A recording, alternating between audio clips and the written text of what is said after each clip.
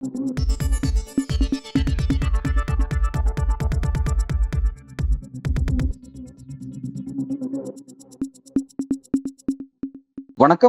இந்த நேர்காணலில் நம்முடன் அரசியல் பேச இணைந்திருக்கிறார் திமுகவினுடைய முன்னாள் சட்டமன்ற உறுப்பினர் திரு புகழேந்தி அவர்கள். ஐயா வணக்கம்.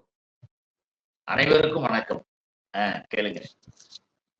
தேர்தல் களம் ரொம்ப பரபரப்பா இயங்கிட்டு இருக்கு. 5ஆம் கட்டத்தை நோக்கி தேர்தல் களம் நகர்ந்துட்டு இருக்கு. டெல்லியிலிருந்து பல்வேறு முக்கியமான செய்திகள் ஒவ்வொரு நாளும் தேர்தல் பிரச்சாரத்தை ஒட்டியும் டெல்லி சுப்ரீம் கோர்ட்ல இருந்து பல விஷயங்கள் வந்துட்டே இருக்கு. நேற்றைக்கு ஒரு முக்கியமான அப்டேட் அப்படிங்கிறது கவனித்திருப்பீங்க. பார் கவுன்சில் தலைவராக, அதாவது சுப்ரீம் கோர்ட்டுடைய பார் கவுன்சில் தலைவராக திரு மூத்த வழக்கறிஞர் கபில் சிபல் தேர்ந்தெடுக்கப்பட்டிருக்காரு, வெற்றி பெற்றிருக்காரு அப்படிங்கிறத பார்க்கிறோம். அவருடைய வெற்றி அப்படிங்கிறது அரசியல் முக்கியத்துவம் வாய்ந்த ஒரு விஷயமாக பார்க்கப்படுது. இது ஜனநாயகத்தை விரும்பக்கூடிய ஜனநாயக மாற்றத்துக்கான ஒரு சமிக்கை அப்படின்னு சொல்லிட்டு மூத்த சில அரசியல் நிர்வாகிகள் எல்லாம் கருத்து தெரிவிச்சிட்டு இருக்காங்க.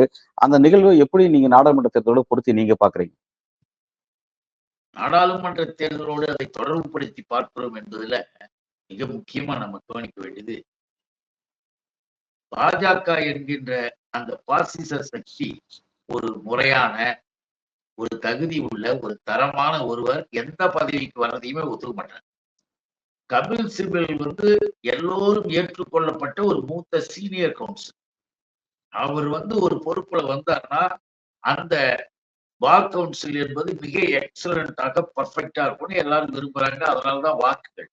ஆனால் பாரதிய ஜனதா என்கின்ற அந்த கட்சி ஏற்கனவே பார் கவுன்சில தேவையில்லாம தலையிடும். RSS காரர்களை அந்த இடத்துல கொண்டு வந்து வைக்கிறது. RSS காரர்களை தலைவர்களாக வச்சு அதை வச்சுக்கிட்டு அவங்க என்ன நினைக்கிறாங்களோ அதை செய்யறது போல வேலைகளை நடத்தினாங்க. அவைகள் முடிந்து விட்டன. இப்ப எப்படி மக்கள் மன்றத்துல நாளைக்கு நமக்கு தீர்ப்பு வரும் அப்படின்ற நம்பிக்கையோட நம்ம பார்க்கக்கூடிய அளவிற்கு இந்த பார் கவுன்சில் எலெக்ஷனுடைய ரிசல்ட் வந்திருக்கிறது. இந்தியாவில் இருக்கக்கூடிய அனைத்து முற்போக்கு நியாயமான தலைவர்கள், அரசியல் நோக்கர்கள், நாட்டின் மீது அக்கறை கொண்டவர்கள் எல்லாருமே வரவேற்றிருக்காங்க. எக்ஸப்ட் பிஜேபி அப்படித்தான். ஆக இதன் மூலமாக நமக்கு ஒரு அறிகுறி வந்திருக்கிறது. நல்ல அறிகுறி. இப்ப கபில் சிபல் ஒரு கருத்து தெரிவிச்சிருக்கிறார். என்ன சொல்லியிருக்காருன்னா, அமித்ஷா அரவிந்த் கெஜ்ரிவாலுக்கு கிடைச்ச இந்த பெயில் குறித்து நீதிமன்றத்துக்கு ஒரு உள்நோக்கம் கற்பிச்சு தன்னோட கருத்து தெரிவித்திருந்தாரு எலெக்ஷன் பிரச்சாரத்துல.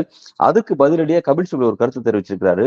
உள்துறை அமைச்சர் சட்டம் தெரிஞ்சுட்டு பேசுங்க, சட்டம் தெரியாட்டி வாய மூடிட்டு இருக்கணும் அப்படின்னு சொல்லி ஒரு காட்டமான ஒரு பதில் அமித்ஷாக்கு கொடுத்திருக்காரு. அதை எப்படி பாக்குறீங்க?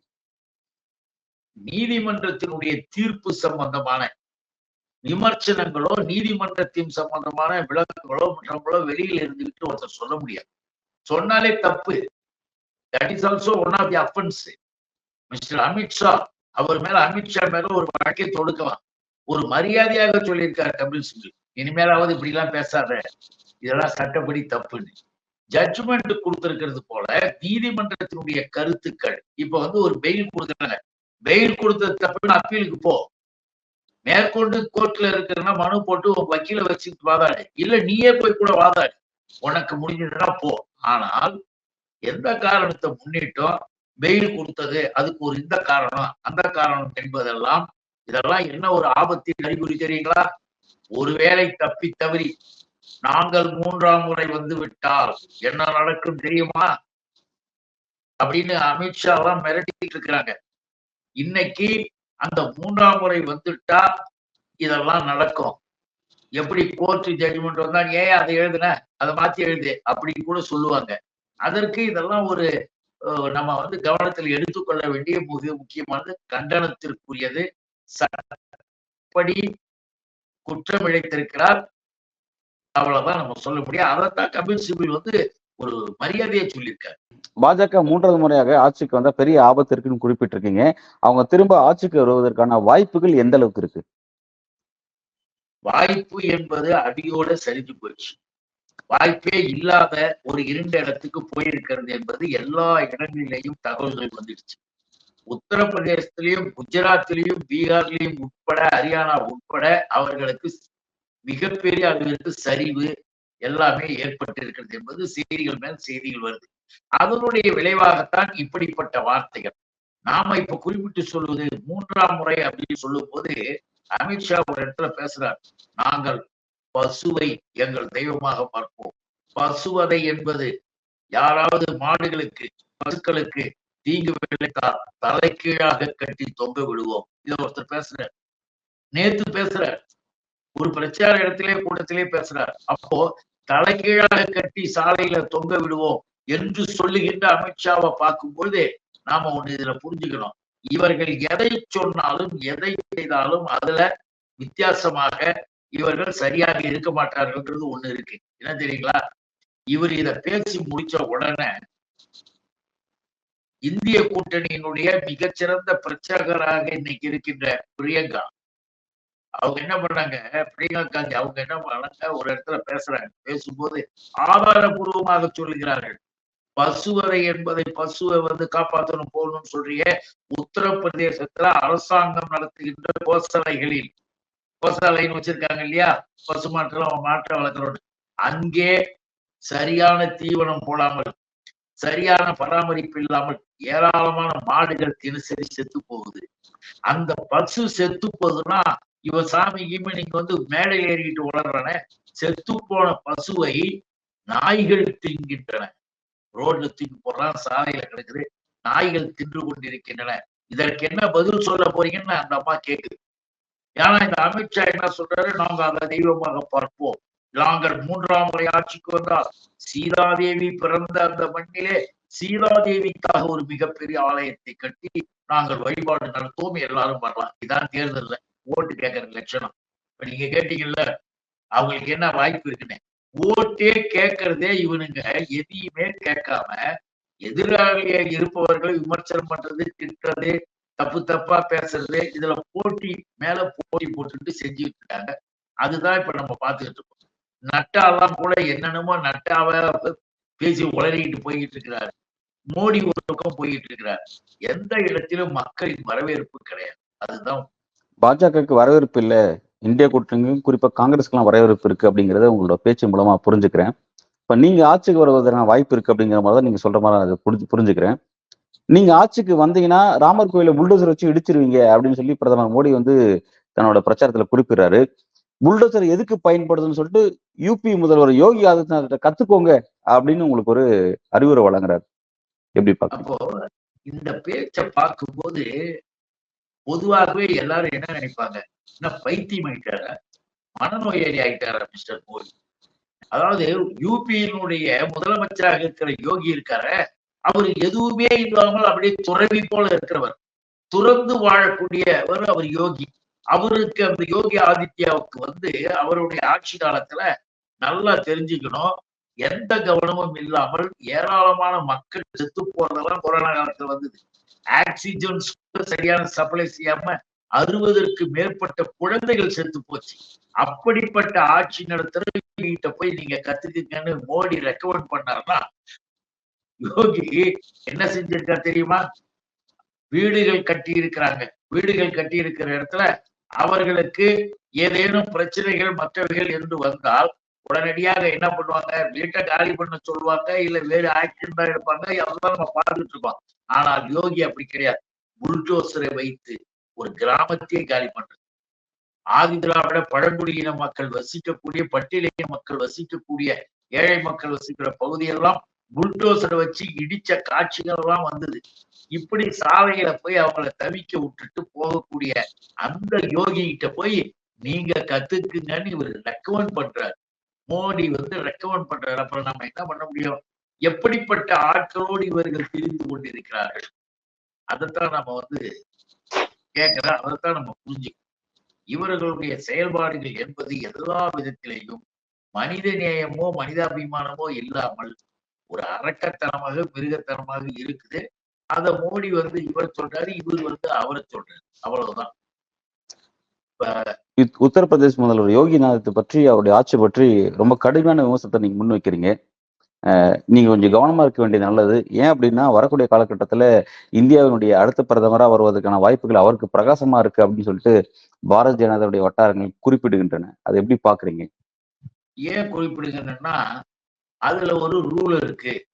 75 வயது முடிந்து விட்டால் அவர்கள் எந்த பொறுப்பிலும் பதவியிலும் இருக்கக்கூடாது அப்படின்னு ஒண்ணு இருக்குது. அதன் அடிப்படையில மோடிக்கு 75 வயசு ஆகுது. அது வந்த உடனே அவரு போயிடுவாரு. அந்த இடத்திற்கு யோகியை நாங்கள் கொண்டு வருவோம் ஒரு குரூப். அதற்காகவே தவம் இருப்பது போல அமித்ஷா ஒரு குரூப். இன்னும் பல பேருக்கு அது மேல ஒரு ஆசை வந்து சுத்திக்கிட்டு இருக்கிறாங்க. ஆக ஒரு கருத்து என்ன வந்து போச்சுன்னா, அதெல்லாம் ஒண்ணு எங்க கட்சியில அந்த மாதிரி சட்டம்லாம் கிடையாது, ரூல்லாம் கிடையாது, மோடி தான் கண்டினியூ பண்ணுவாரு அப்படின்னு ஒரு குரூப். ஆக அவர்களுக்குள் குழப்பம்.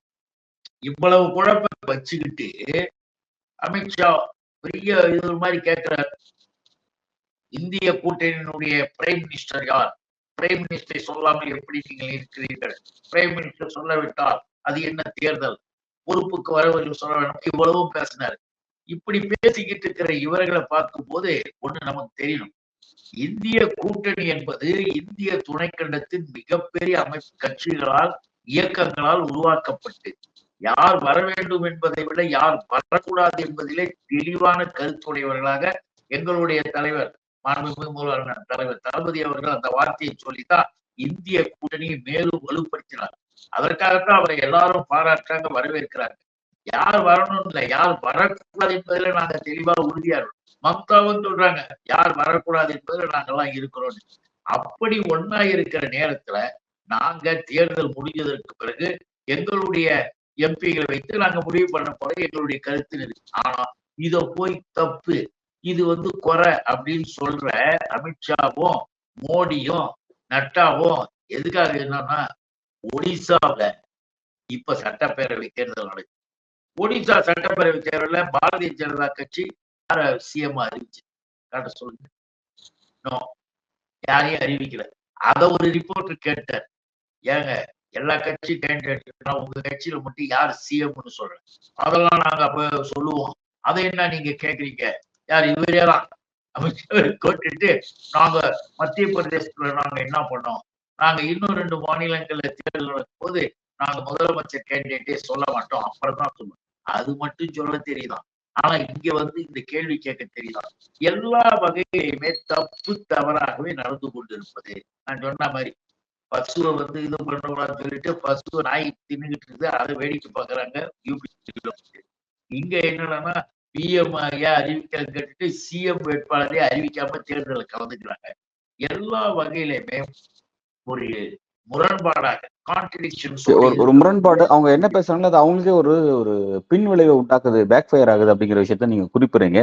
இந்த மாதிரி முக்கிய பொறுப்புல இருக்கக்கூடிய உள்துறை அமைச்சராவோ நாட்டின் பிரதமராவோ இருக்கக்கூடிய மோடியோ அமித்ஷாவோ இவங்க வந்து தான் பேசுறது பேக் ஃபயர் ஆகுதுன்னு கூட தெரியாம அளவுல தன்னோட பிரச்சாரத்தை செய்யறாங்க. அதை ஏன் அது சரி பண்ணிக்க மாட்டாங்களா? ஏன் அந்த அளவுக்கு கேர்லெஸ்ஸா இருக்காங்களா? எப்படி பாக்குறது அது? அதுக்கு என்ன பாக்குறதுன்னு கேட்டா, தேர்தலினுடைய முதல் கட்டம் 2வது கட்டம் ஒரு மாதிரி இருந்து இப்ப 4வது கட்டம் முடியும் இல்லையா, 5வது கட்டம் வருது, அபாய கட்டம். இந்த அபாய கட்டம் வந்த உடனே உளறல் தீவிர சிகிச்சை பிரிவுக்கு அனுப்புற மாதிரிதான். ஏன்னா ஒரு கட்டமாக இவர்கள் தெரிஞ்சுக்கிட்டே வராங்க, சுத்தமா எல்லாம் போயிருக்கு. அதனாலதான் அவர்கள் பேச்சும் இப்பொழுது உச்சகட்டமா மாறி போயிருக்கு. யார் என்ன பேசுறாங்க, யார் என்ன செய்யறாங்கன்னு என் ஒருத்தருக்கு தெரியாது. விருப்பத்துக்கு அவங்க விருப்பத்துக்கு எதையாவது ஒண்ணு பேசிட்டு மக்கள்கிட்ட போய் வாங்கி கட்டிட்டு போறாங்க. இப்ப பாருங்க, உலகத்துல எங்க நம்ம மோடியை வந்து நம்ம நடிகர்வாங்க, அவர் நல்லா நடிகரா இருப்பாரு, நல்லா ட்ரெஸ் போட்டுக்குவாரு. பஞ்சாப் போனா பஞ்சாப், தமிழ்நாடு வந்தா அந்த வேட்டி, அங்க போனா இன்னும் குர்தா, இங்க பர்தா, இப்படி எல்லாம் போட்டு வேஷம் கட்டிட்டு நடிக்கக்கூடிய நடிகர்னு நாம சொல்லல. வடநாட்டு பத்திரிகைகளும் இப்பொழுது எழுத ஆரம்பிச்சு. ஏன் தெரியுமா, பஞ்சாப் உள்ள அசம்பிளி எலெக்ஷன் அப்போ ஓட்டு கேட்போது வெளியே அடிச்சிட்டாங்க, உள்ளே நீ வரக்கூடாது, இந்த விவசாயிகளை நீ வந்து ரொம்ப துன்புறுத்திட்ட அப்படின்னு இது பண்ணாங்க, வந்துட்டாரு.